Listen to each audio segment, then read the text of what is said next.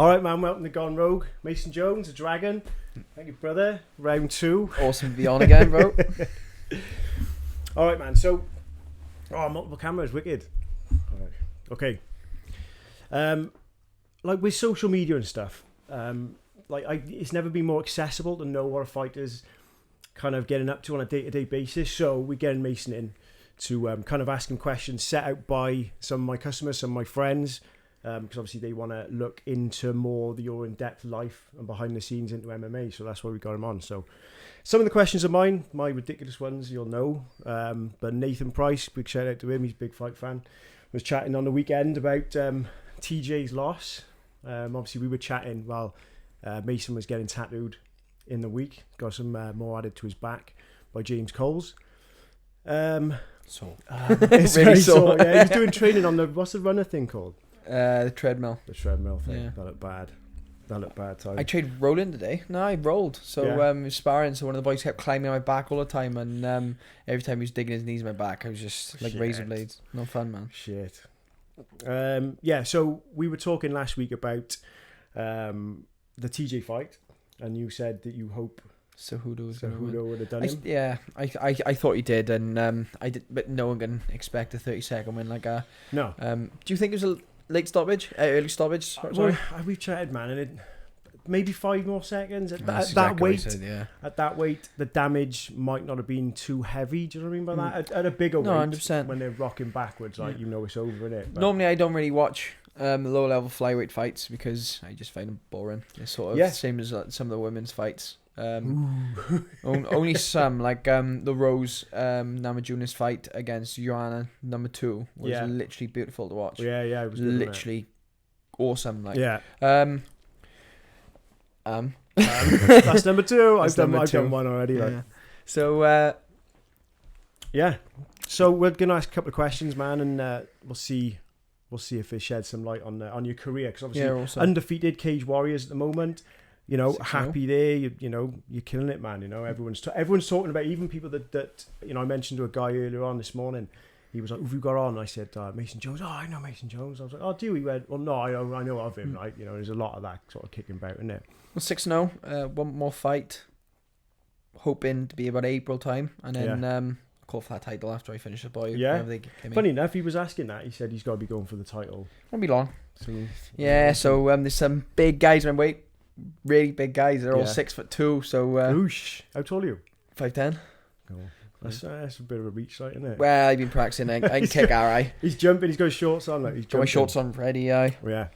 All right, man. Let's dive into it. So, Awesome. in your opinion, sort of, there's loads of different disciplines you've got to be good at now, and you have to be good at everything.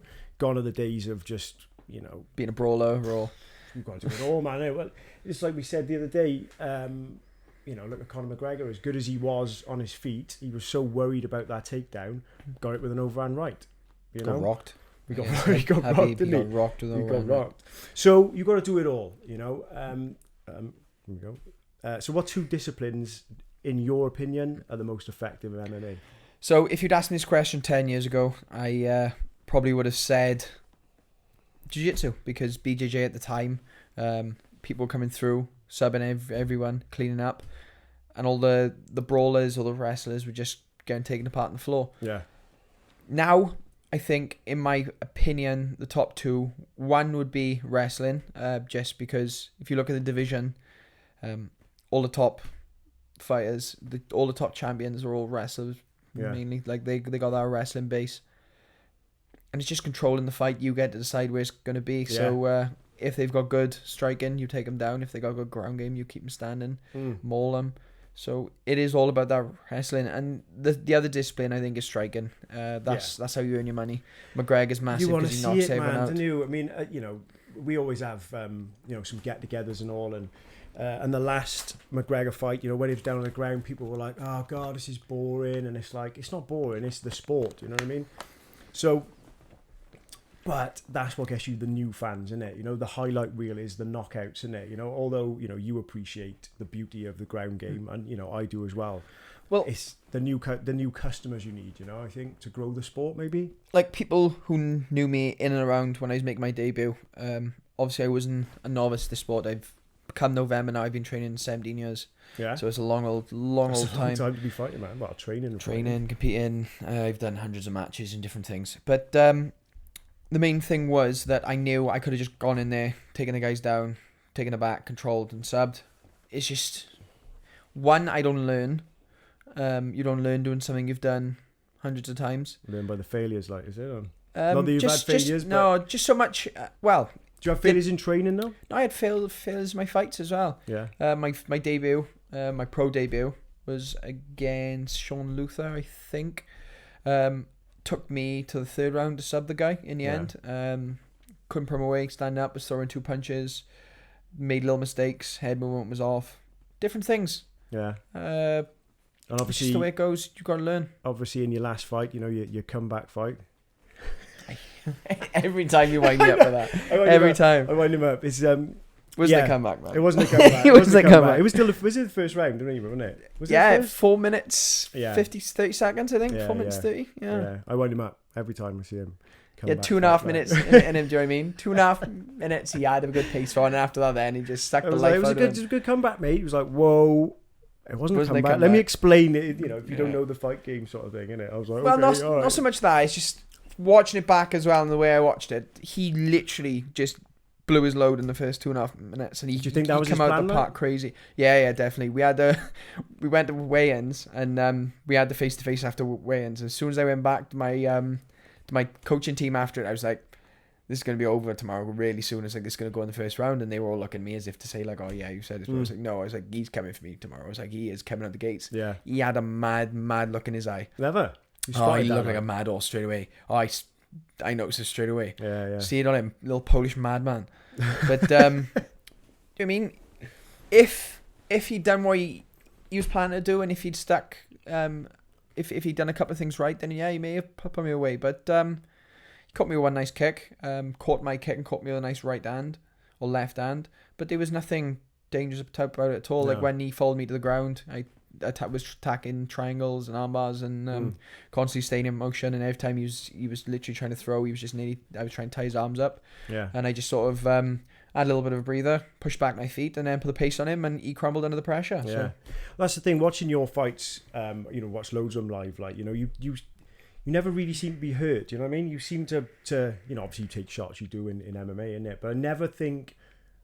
I never think shit. He's going. You kind of regroup well, and then you throw a big knee. Then you throw something big. Does that unsettle them as well to break their sort of momentum? Yeah, and no. I think as long as you don't let people get into a rhythm, that's the main thing. Okay, if you allow people to continue in their game plans.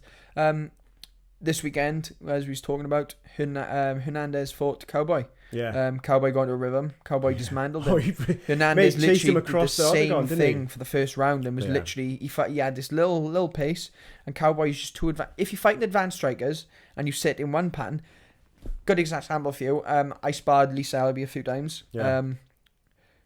Within a minute and a half, 2 minutes, he knows your rhythm, so you have to change. Right. Okay. I pulled a trick on him the once, which is, as we were sparring, I literally tucked my left leg tight to his front left leg and stepped around the body as if to line up across towards, obviously, the angle off. It's just angling off to throw it. Caught the step lovely. Didn't catch him the shot because he's too fast, but I just got the step on him. And next time I tried it again in the next round then. Picked it up, hit it a bit, tried it. Absolutely nearly blew me out the water he did, because he just people react and they learn. The best fighters are those who react on their feet and those who are able to adjust to situations. Yeah, analyze, adapt and overcome, I guess, and sort of perfect on a daily basis, All right, man. So there's a lot that fans that don't see part of the fight camp and stuff. Is there anything that goes on behind the scenes? Obviously, we don't want to give away too much of your camp and your prep. Let me just list the different difficulties obviously you have when you're in fight camp. There's your nutrition, your weight. Your nutrition and your weight are different things. People get confused. A lot of people think, I was talking about this a lot in the weekend with Jim on my dieting, where people think they go on these tea diets and stuff. That's silly. There's a weight cut and then there's a diet. So you need to be generally healthy through camp. My nutritionist is massive on health. Right. He's massive on mixing different diets and getting your vitamin bases and telling me I need to make sure I've got this vitamin, that vitamin, and I'm supposed to have had tests by now. I'm just a bit short of pocket at the minute, but to get tests done on different things, so what I react well to, what I don't react well to, and there's loads of things. But the main thing is on that is being generally healthy. So your sleeping is part of your nutrition. I know that sounds weird, but making sure you're well rested. Again, I made sure that when I increase my sparring or increase my intensity, I'll sleep 6 to 7 hours a night, and then I'll go nap in for an hour in a day. Yeah. Just make sure I'm getting the bonus in, making sure you get enough sun, which is hard in this country. Sad everywhere, man. Was it seasonal affective disorder everywhere? It's crap. Your obviously your general well-being. Again, this can be nutrition and your sleep patterns as well. But the main thing is that you're not pushing yourself too hard. Like, people always think when you're in camp you just got to train hard. It's good, but if you're just training hard, you're just going to burn yourself out. Yeah. You have to. My S&C coach who goes through my programs with me, and he goes through my sessions to make sure I'm not doing too much. He explains the term of peaking. So you want to make sure that you peak, and there's a science behind peaking. Make sure you peak at the right time. Rather than the week before you fight, if you feel awesome, and the week you turn up the fight and you can't lift your legs, you feel like lead. So there's different things. Your weight cut's another one. So again, your weight and diet's different. People water cut. A lot of people don't like it. A lot of people think it's awesome. People who do it hate it. People who don't do it hate it. Yeah. But again, I do understand it's necessary, and I think people who try and take it away and say everyone should fight the same weight, people don't understand. Like, there's a science to it. It's like how much water people hold. And everyone's different, I guess. Everyone's different. Everyone cuts water different. Everyone's happy with cutting different weight. Like, if you do a stupid cut where you're trying to, like, if I try to cut the bantam weight, I know some people could do it, but if I just tried to water cut the bantam weight, I'd probably be dead before I made it. Yeah. So what's, just to jump in with weight cut and stuff like that, so what's, obviously with your build and size, where could you, so obviously you cut down, but how much could you bulk up? Well, this is the thing. I've been on a Hypertrophy plan since I last fought, which was October. And I've gone up to, because my weight had already slipped down because I'd done so many fights last year back to back, my weight had come down to about 78k, which is really low. And I was lean before I even started. So normally when I have to diet and get to that point, whereas normally I was just sitting at that. Normally I was sitting at one point at 82k. At the minute now I've gone back up to 81 kilo, quite lean. Obviously because I'd leaned out anyway. I'd still been putting muscle on, even though I was obviously in a tiny bit of a calorie deficiency. I was still eating more because I was training harder. So I think my muscle mass did increase last time we measured, but not by a large proportion. But there's a lot of different sciences behind it. Like, there's still people who will literally wake up before a fight, get a sauna suit on, just try and sweat the weight out. And it's like, that looks angry, man, doesn't it? Caveman style. It's just stupid. Like, there's a reason science is about. Like, you wouldn't do an interview and get someone to sit you writing it down anymore. You take some notes. Cameras and technology, so use it. Make it easier, like, I suppose. Make it easier. I use heart rate monitors in training. Every one of my sessions in camp, I wear a heart rate monitor, records my peaks and my troughs and my heart rates. My resting heart rate. If my resting heart rate is elevated, it means I'm slowly into overtraining. So it means I have to ease out. That's a good indicator, though, isn't it? You know, because sometimes you push through, and so I guess so. Say you were training one day and you did X amount of time. Obviously, being like tired and not eating right, the next day you did it, would that happen quicker? Do you know what I mean? So that's a good way to monitor it, because you'd say, look, yesterday I was doing that fine, whereas obviously you've broken week by week as well. Obviously, when we spoke yesterday, I said a lot of people measure their calories per day, measure calories per day and per week, but same as your training. So if I have a hard day sparring on Monday, and then I have a hard day's training on Tuesday, Wednesday I need to ease out, or otherwise by the time I start sparring again close to the end of the week, say Saturday or Sunday, I'm going to be burning from the other two. Adding them naps and stuff and balancing sessions out. When I'm in fight camp, I do about 4 sessions a day, which is too much, but because one of those sessions will be a drilling session where my heart rate hardly elevates, and I just keep in constantly. It's just to get a technique flowing and running through things you loose on, so resting techniques and ground game on anything. Same as techniques sessions. I'll go into a boxing session if I've had a hard day sparring, or if I just think, or my coach thinks I need to, we'll just do footwork drills. Drills and drills and drills for an hour. There's not a lot. I mean, obviously you put some stuff on your Instagram earlier, but we don't see half of it, man. We don't see a third of it, you know. No. All we see, we used to see, you know, you walking out, and like we said the other day, you know, you've got your little call out at the end, but that's the only thing that we ever see. You know, there's so much behind the scenes. There's so many other people involved. You know, obviously you mentioned your nutrition and coach and stuff like that. The other pressure behind the scenes, obviously yeah. in fight camp, is getting your team to work together well. Like some people are weak in areas, their team is weak in areas, and if you have a good team, do they speak to each other? My team do, yeah. Okay. Mostly, we have one person who's managing, which is probably Reese at the minute, who manages a lot of things. My brother's always pushing for us to be more efficient and giving us notes. And after I fight, we all do fighting. We get together and go through fight analysis, and they all give me pointers. This is like, there's no point people, if I fight, someone comes up to me, did awesome, I did this well, you did this well. Like, this doesn't do anything for me. If someone comes in and say, like, they analyse it and they say, oh, look, by your, like, Uriah Faber messaged me after my fight. I asked him for input on it. And he was like, good. Cool, he was like, you took a few at the start. He was like, I know they didn't land clean because you were evading quite well, but you still took a few. Could have had your hands a bit tighter. Did well on the ground, and then you did good pressure on him, and they pointed something else out. The way he caught my kick was, again, doing my kick in. Pointed that out, and it's positive things they can work on. Like, I'm not saying cool is that, man? That's super cool, isn't it? Uriah Faber, like, you know. So obviously you trained out with, you know, Sage Northcutt as well. Team Alpha Male guys, last time, Cody. Right? You know, Cody that's only got to be, you know, that's got to be building for you as well, you know. But like you said, you know, if someone's just feeding, you know, blowing smoke up your ass, you'd be like, yeah, okay. But, you know, positive criticism, right? That's really just good, criticism. Like. Yeah, just criticism in general, like. I've got to this point. I'm confident in my abilities. I know what I can do. I know where I am, and I know how good I am, and I'm positive how well I'm training. So I don't need people to tell me I'm good. I know I'm good. Yeah, I just need people to tell me what I'm doing wrong and help me improve. And that's why I've got such good training. And I love training. I love being in the gym. I can't handle not being in the gym. I'm in with my coaches, and I'm always pushing them to help. So that's a good thing. I noticed that when I was younger, where people would turn up to class and they push hard, but they wouldn't learn. Yeah, it's like it ain't hard to go into a boxing gym and just hit the bag as hard and as many times as you can. Yeah. Or go to a gym, jump on a treadmill. I've done it before. I was during my fight camps and just trying to run 5K as fast as I could. Yeah.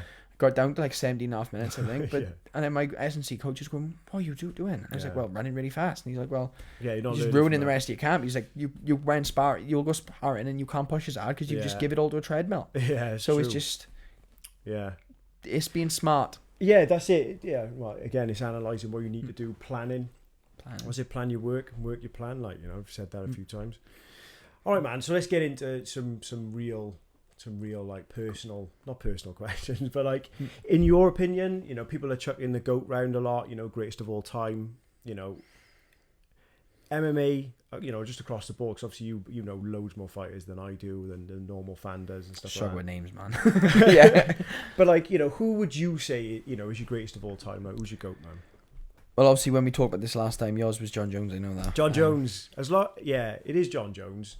He frustrates me. Being a fan, like, you know, I like him. This. He is an amazing athlete. You know, he's got a lot going on in the background. Obviously, you know, picograms and all that shit. But you know, I think he is that much. I mean, you look at Cormier, just like, you know, smashing up. I'm not a fan of Cormier. I know he's not though, is he? But you know, he's just smashing Stipe up. Do you know what I mean? And he does really well. You see me against John Jones, and he just looks ordinary, like, you know. Mine was obviously GSP when we talked last time, mostly because I just liked the way he went into the game and his whole attitude towards it and the way he trained.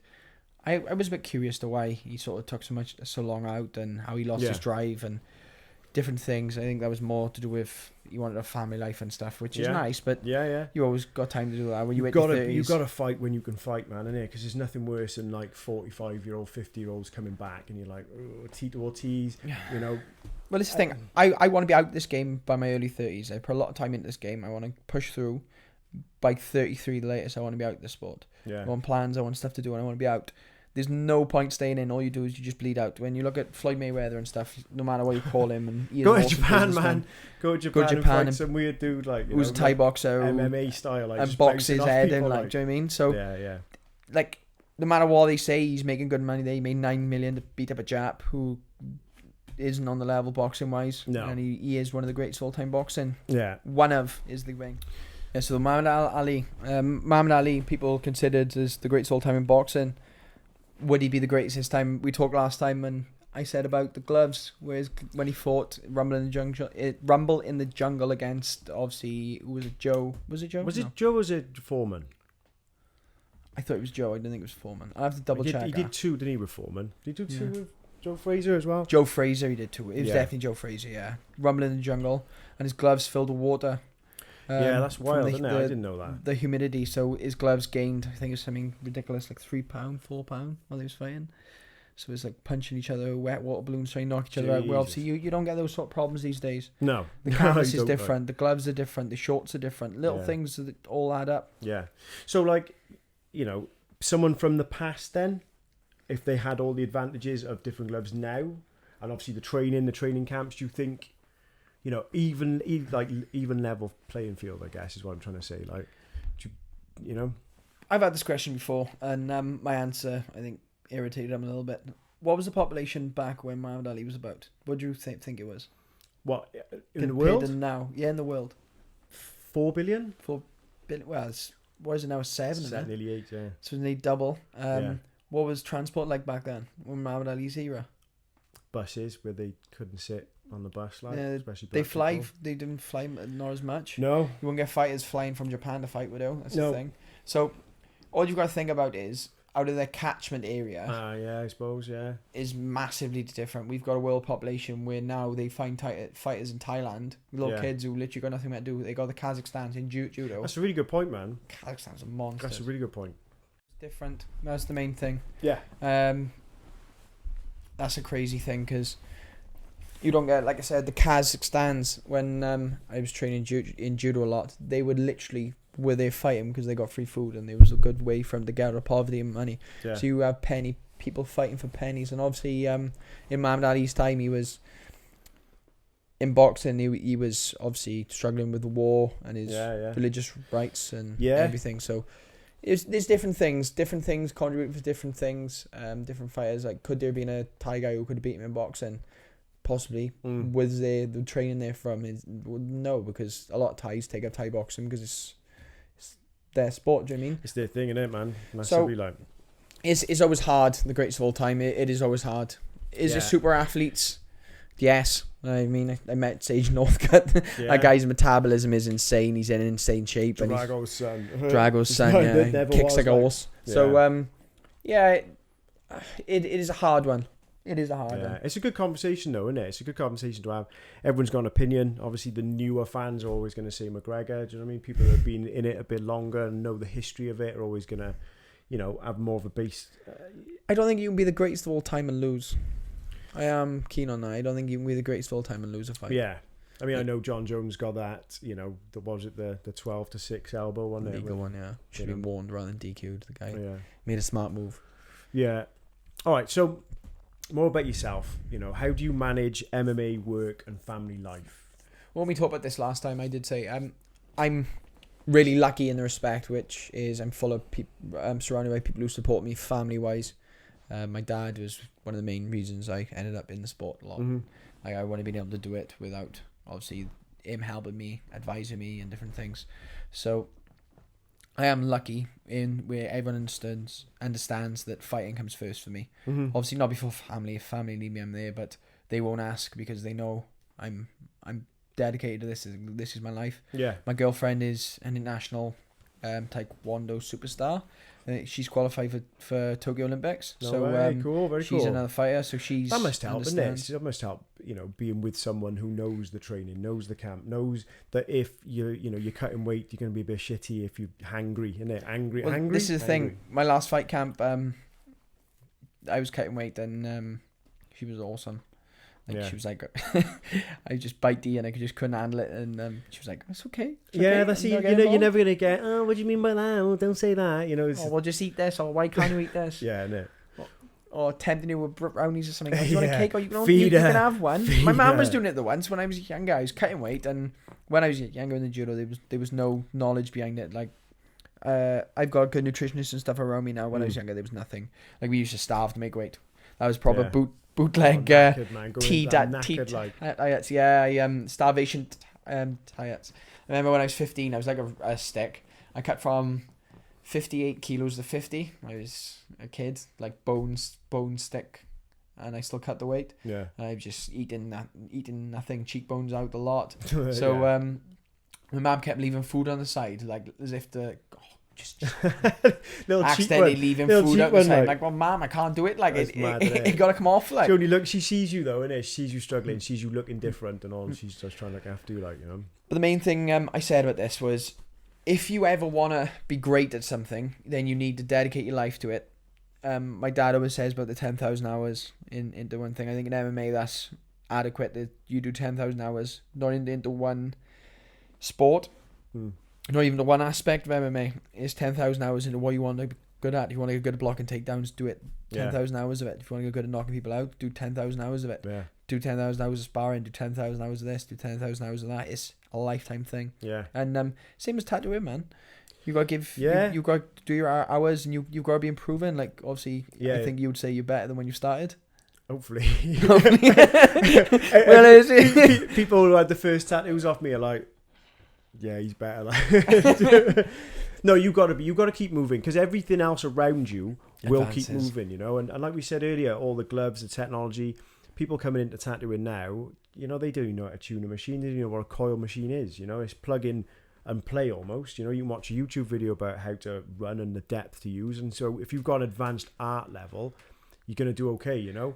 Whereas, like with yourself, you've got, you know, people that are up and coming that, you know, have watched every fight tape going. They've already got X amount of hours up there. Obviously, then it's amount, you know, putting it into practice, which is where a lot of people fail. Like, adapting. Like. And again, different from before. Years ago, we had Tellers, Brazilian guy who lives in San Diego. Right. So he moved from Brazil to San Diego, trained in San Diego, one of the best jiu-jitsu fighters of all time. Come over, do a seminar, go through some stuff, and did some rounds. You wouldn't get that before. You're sharing knowledge. Are people like really guarded about information in the MMA world, or are they really helpful? Are they willing to sort of like? There's a price in everything, but most of the time, as long as you know the right people are open up, and everyone wants everyone to get better. Everyone wants everyone to succeed. I suppose if you're all pushing the sport, then it's only the sport that benefits. And it doesn't matter what you show us. How many else, if you're better than them, you'll beat them. Yeah, as long as you stay ahead of them, innit? And it's all a mental sport. Like it is mental chess. I've said this before. It is literally about thinking ahead and moving ahead of people. And I think my fight when I finished that last boy, I can't even remember thinking about throwing the knee. Yeah. I just seen the set it up and threw the knee, and as he threw a punch, I slipped and caught him in the ribs. It is timing and it's accuracy, and it's literally that's how you knock people out. You can have the hardest punch in the world, if you can't hit someone, you can't knock them out. Yeah, if you can't read the fighter, you know, you got to have the instinct though, haven't you? You know, you've got to know, and you know, seeing it that split second. Just a drive to hurt people, it is. It is, man. You know, there must be loads of people that are good in the gym, but if you haven't got that drive to be the best, you know, it's something you talked about the other day, and it's really stuck with me, man. It's you know, the podium mentality. That's wicked. That is. That's really it is. Well, I mentioned you when he was getting tattooed. I fucking loved that. Like, you know, that was really cool. You know, explain that in your words, like what that is for you. My dad is the one who introduced me to podium mentality when I was about 13, 14, mainly because I sucked at judo, and I was doing it to improve my wrestling for MMA. So I stuck at judo, ended up getting, I won a national title in judo, and I was 5th in the seniors, I think, when I was like 17, 18, which is massive. Like, judo's a massive sport, people don't understand.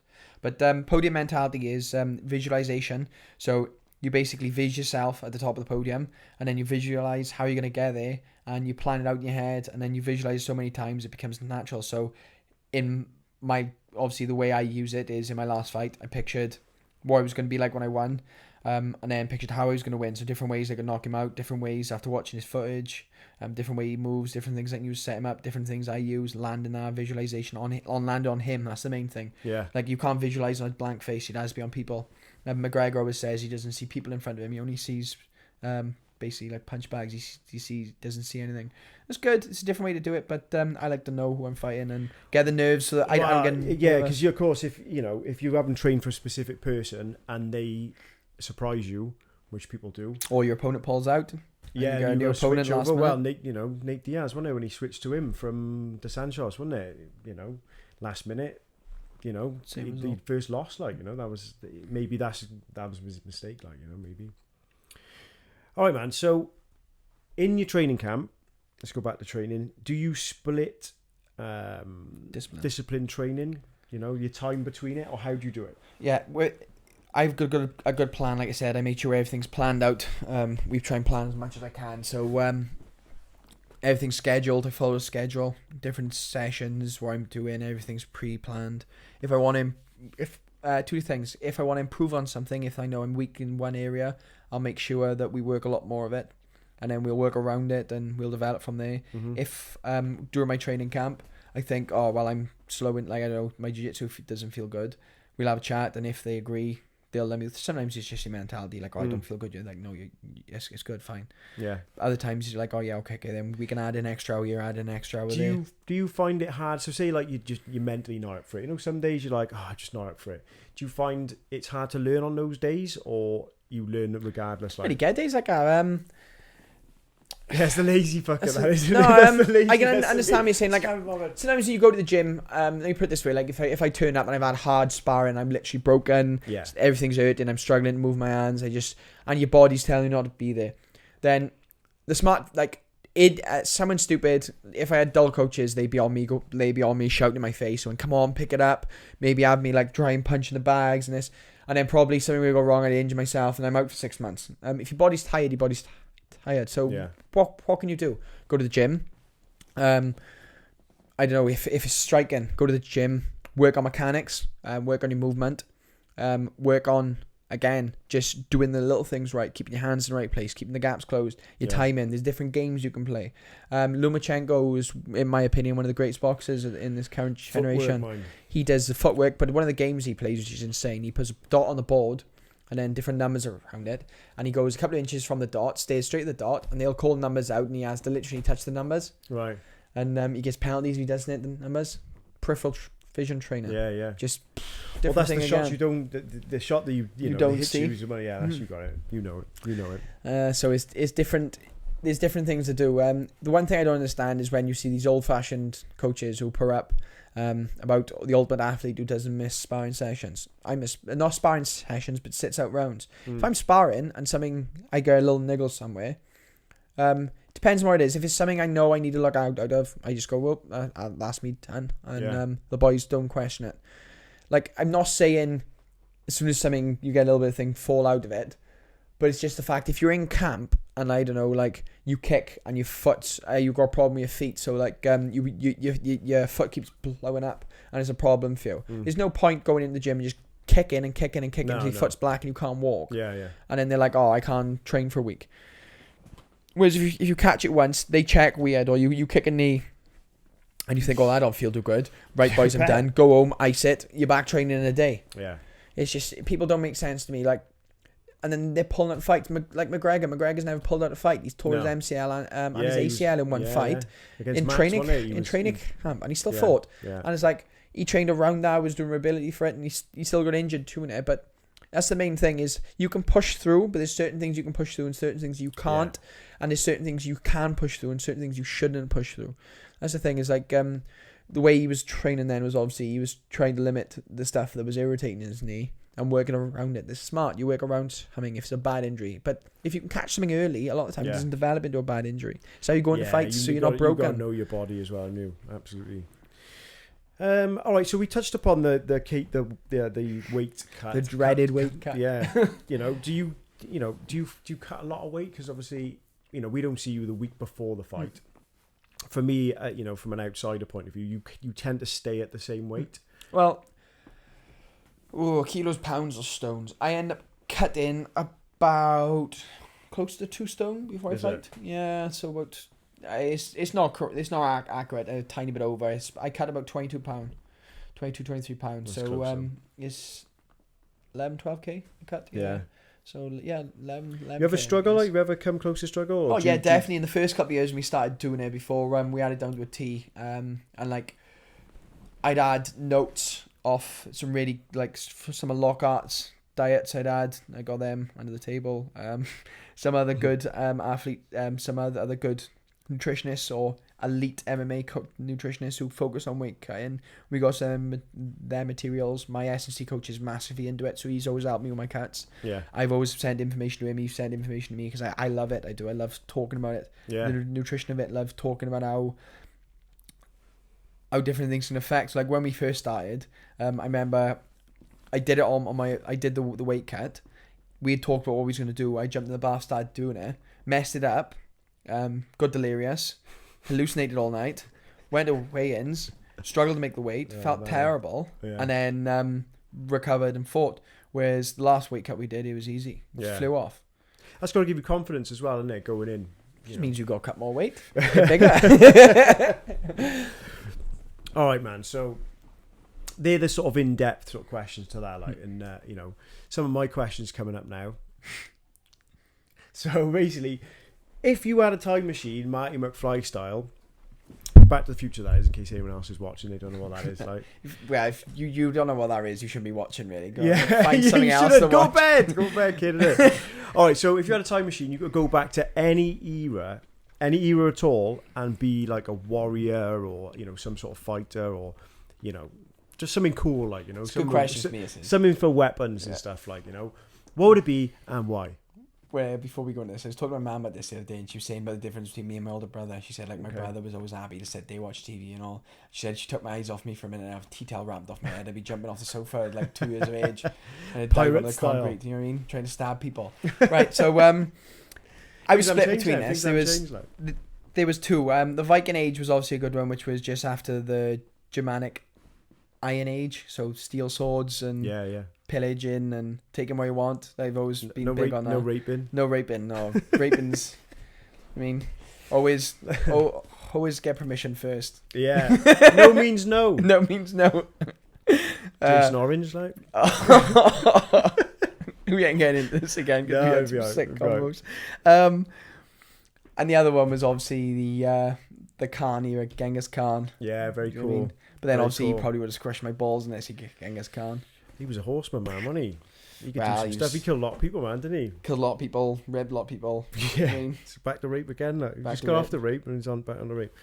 Yeah, because obviously on your back you've got Nordic symbols and stuff, isn't it? Covered in. I got a thing for pagan religion stuff. So basically, because I do too much research into things, I like the things people believe in. So I haven't got any Christian stuff because Christian's quite mainstream. But I've got a Medusa tattoo that's nearly finished on my leg. James got a bit more to do. It's on my knee just because Medusa turns people to stone. So I like to think if I knee someone, I turn to stone. Cool. Different things like that. Cool, I've got a Celtic knot on the inside of my wrist. That's a sign of protection. On my back in the skull, I've got a skull, 2 ravens. The 2 ravens are supposed to symbol obviously Odin's ravens. One for, I hope I'm getting this wrong now. I did know this as well. One for knowledge and one for thought or memory. One thought, one memory. That's the one. Cool. Thought and memory. And also because it crosses over the Celtic religion for the Morgan, Celtic god of the warriors and the damned. So she was the one who Raven would apparently go to a battlefield and claim the souls of the fallen very soldiers. Cool. But he knows his shit, like different things. But on the skull, there's different compasses which are little weirdy symbols, look like crop circles, and one of them is apparently protection from drowning. And it's just insane that people used to think that carrying like a symbol like that around would protect them from drowning. They learn to swim, man. By a snorkel, do you know what I mean? Oh, Jesus. All right, well, I'd be a samurai because it's cool.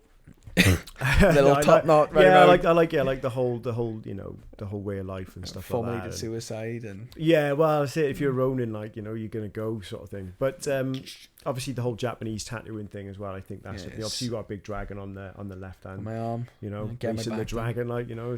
I wish I'd done it the Japanese way and just had, when I did my back, just had 1 hour a week, booked in every week. I mean, that would be nice. Yeah, you were in quite a lot, weren't you? You were smashing my arms and all sorts. Yeah, James got a big book. He's always booked up, so I thought I'll just book loads in and it'll come round. In the end, I booked like 2 full day sittings in 1 week. Yeah. When I booked it, I think Kyle usually just give me a funny look. Like, I'll be fine. You're not gonna did one and then did my knee. I was like, I can't no more on my back. It's too raw. All right, man. So me and Jim bought me a DNA tester kit to see where your origins are. We haven't done it yet. Waiting to hear. We're going to do it like, so basically what we're going to do is wherever we come back, so say there's like a world map, wherever we come back, we're going to start acting more like that. Well, I'm going to do it. So I'm hoping. You're just hoping you're Japanese, I'm hoping I'm Japanese. Do you know what I mean? I'm going to come in with, like, you know, my pajamas Keep bowing on. To everyone. You know, I wore my sword. I'm hoping. Have you seen how much those katanas are to get a proper made katana. A proper Japanese katana is over $3,000. Like, you get ones for like $100,000 and stuff made by like specialist family samurai. Like, with proper samurai swords. Materials, full tilt, full tang, like full tang, massive, like family blades. Then now, I'd love to get a set. When I'm rich, I'm gonna get a set. Wakashi and a katana. Either that or there's a longer katana. It's called something. I didn't know it. Oh, it's the double. It's the two-handed one. That'd be cool. Yeah, proper cut people's heads off then. I said, bit of road rage. I'll be running out with my katana trying to cut people up on the road. No, that's a joke. I don't do that. That's jokes. Yeah, I'm policing my door. I know they would be as well. Well, you're not allowed to buy. Did you know this? Right, it's a fun fact. You're not allowed to buy a curved blade over 30 centimeters in the UK anymore. Because I used to collect swords and stuff. You used to be able to get them off eBay and stuff, but you're not allowed because I'm not going to name him, but there's a tattooist in Newport that stabbed the guy through the letterbox, and that's why they banned curved blades over 30 centimeters in Britain, because someone in they're legal, or you're allowed to own them, or just you're allowed to own them, but say, you're Christ, not I got a few at the house. Yeah, you're not allowed to buy them. You're not allowed to buy them on eBay anymore, anyway. But you can buy them, bring them in, can you? Yeah. All right, man. So Japanese is mine. But if you could fight anyone from all time, all right. So that means any fighter, any person, any warrior, any president, anyone from all time. It's a question, Nick, from Fight Club. It is. I think he fights his dad, but the one's like William Shatner or something like that from Star Trek. William Shatner. Old Bill Shatner, old Kirk himself, like, you know. But small gun of him. I know, but who would, like, you know, if you thought, shit, that'd be an awesome fight, or just for the shits and giggles, like. Well, I always find this hard. Like, I've never really been big with idols or idolizing people. I just see people as targets, especially in the fighting world. Like, I don't see them, like, see the old lady from up the street and think I'm going to kill her. Like, I mean, people in the fight game and all. Barrel! In the garden. You've got your neighbours watching it going, shit, what's going on, like? Throwing off in the garden. Blue rinse, like, on the run. But no, I think, because the way I believe in my thought process, where, obviously, I think current fighters are obviously the best of all time at the minute. Like, the current generation is always tougher and is always better, especially with different things now and different things. So well, I think Khabib at the minute, he's the best in my weight, so he'd be the one I want to fight. Yeah. Obviously George St. Pierre is another one. I'd love to fight him. I'd love to have a couple of rounds with him. Tough guy. But like, I get trained with people. Like, obviously I always want to train with Cody Garbrandt and stuff, and I got to do some training with him. Yeah, that's cool, man. Spar with him and got to do some rounds with Uriah and almost subbed Uriah. I subbed Kevin Lee. Ah, cool. Subbed him.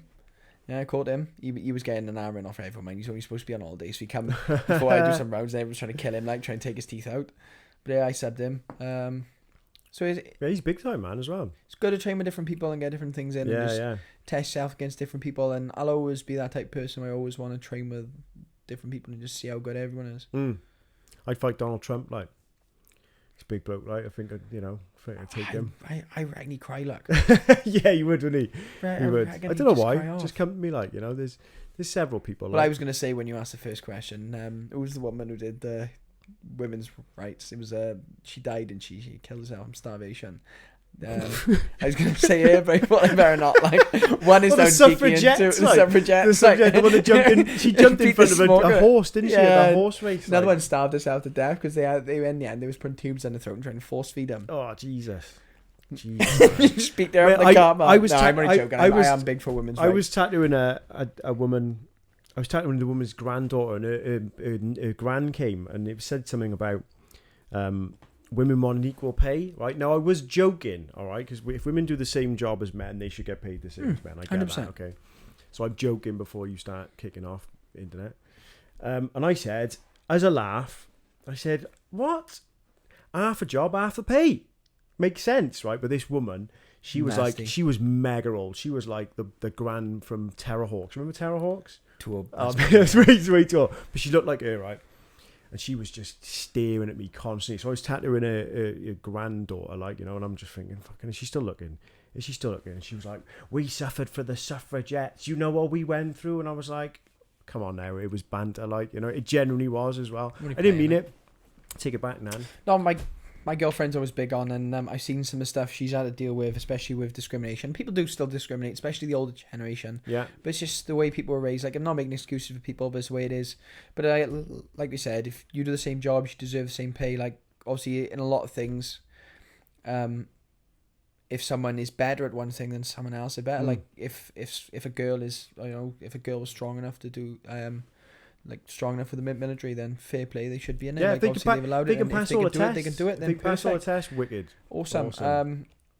Whereas, like, if there's a guy who went to the front lines, he wanted to be, I know it always comes back to the army, but if they want to be, in the specialist soldiers need to make the cut, they don't get selected. It's the way it is. Yeah. If someone want to be a teacher and they're not smart enough, then they don't make the cut. If someone want to Yeah. be a scientist or a rocket scientist or an engineer, I think personally the people that moan about it are just the people that are not willing to put the hard work in. same as immigration. People Yeah. moan about all these bloody people coming over, taking out jobs and this and that, and getting benefits and this and that, and they're here to this and their agenda, and the Muslims and Yeah. all the racist pricks and everything that come through. And you just look at people and you just think, come on. They're not Do you know what doers, are they? And one of my things is, right, there's talkers in this world and there's doers. People like you and, I would say people like me, because, you're doing it. You're not sitting round Try having and an opinion. chase the dream. And Yeah, yeah, exactly. And because you know how much hard work goes involved, I was speaking to a guy out in Norway, Super Mo. Do you know what I mean? He was from Syria. He sends half his money back to his family in Syria. War-torn country. What a top bloke. You never knew that about him. I was told that about him, and I asked about it. But my S&C coach told me a story once, and literally blew me away a bit. I was talking to him obviously about his family and all. We train a lot together. I don't know how many hours a week I end up seeing him in the jiu-jitsu gym and my S&C class. So and he does my weight cut, so we are quite close. He's part of the team and we get on well. So I was talking to him, and he was telling me about his sister, and her sister is married to a Syrian guy. Right. And basically the story of this guy is his dad was a Syrian refugee who ended up fleeing Syria. He didn't come to Britain before everyone kicks off. He ended up going to Germany. They were wealthy enough that they managed to leave before I think a lot of their friends and family all got murdered.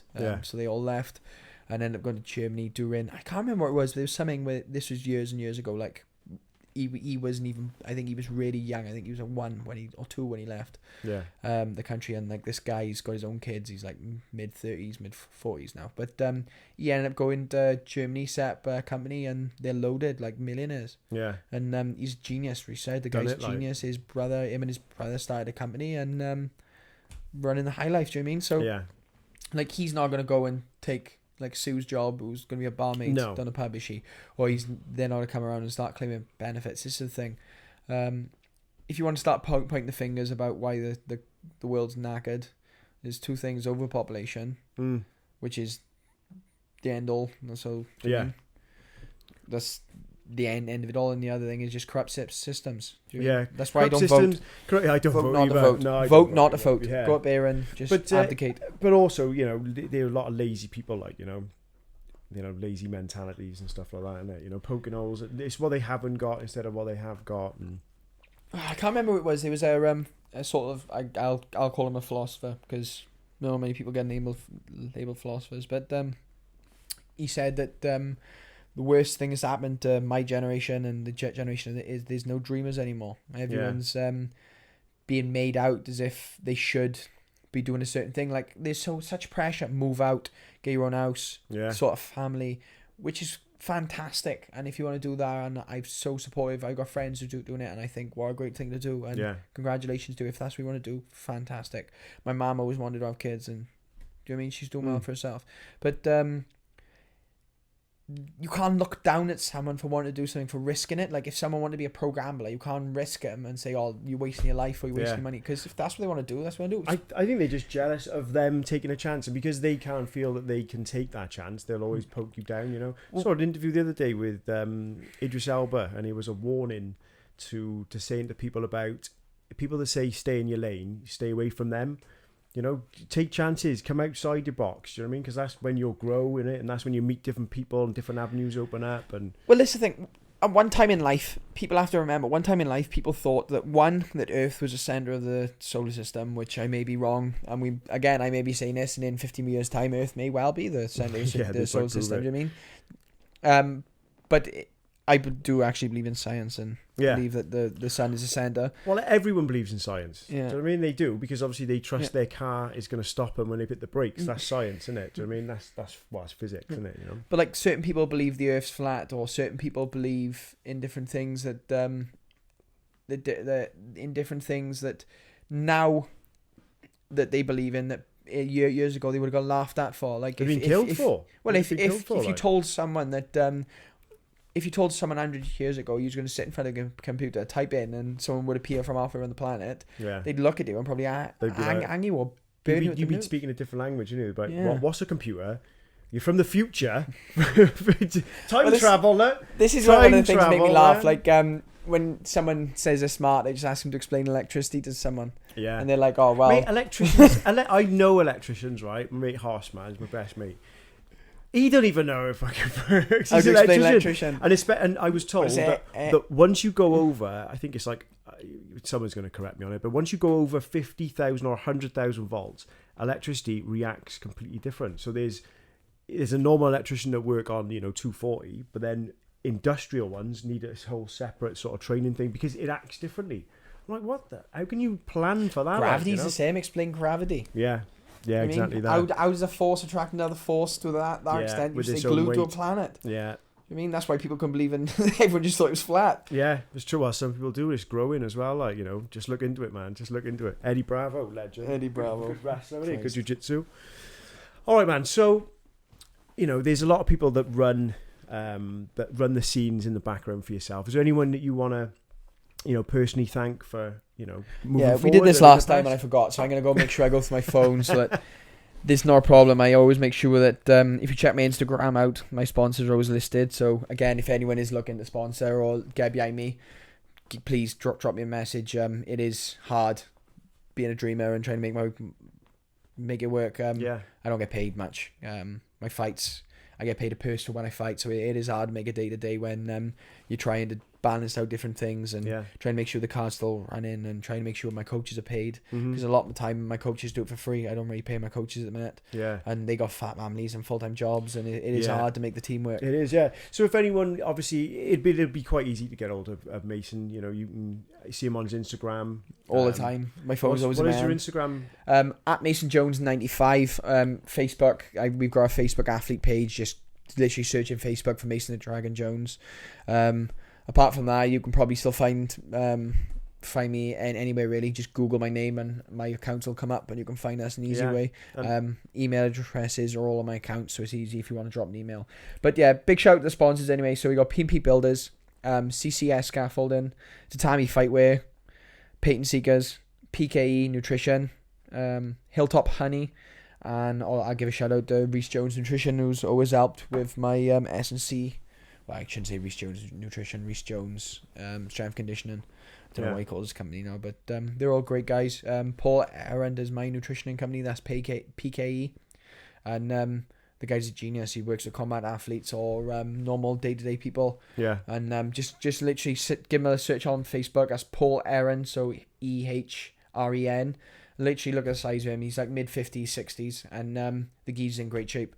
Was that the picture you showed me? He's so healthy. But like jacked, man. He's jacked. Like people just think of like strength conditioning coaches who are just pumping loads of steroids into him and going to be massive, and he's literally big, and all he does is eat healthy constantly. Like he lives a lifestyle he preaches, and I've got such respect for that. Yeah, like, yeah. With the boys were laughing earlier about a PT we've known, someone who's just gone to PT and is so out of shape themselves. It's like, I mean, you can't practice what you preach, man. Yeah, exactly that. All right, man. That was cool. Thanks for coming on, mate. Again. Well, if we need to do it again, we'll do take three. Otherwise, I'll tell you what we're gonna do now. we'll do a like conspiracy one, or we'll do like a flat Earth one. That'd be good because Mason's always he's always shedding light on that. I'm always an open-minded individual. That's the way to put it. There was that stuff on it. Was it Starlight? Starlight. We talking about. I love. That's it. I was like, I haven't heard that. Metal. Awesome. I was gonna do it. Well, we'll do that. We'll do another one. We'll do it next time. Yeah, I'll do some of my research and things and. Well, thanks, government man. Conspiracies and we're going to do it. You have to watch out for a grey van. Just like the Rogan one, only we won't get stoned before. That's the only thing, because I can't. I don't smoke. No, man. I can't. Yeah, don't take drugs and all that. Just don't do drugs, kids. Anyway, mate. Pleasure, man. Catch you soon. Gone rogue. Thanks very much.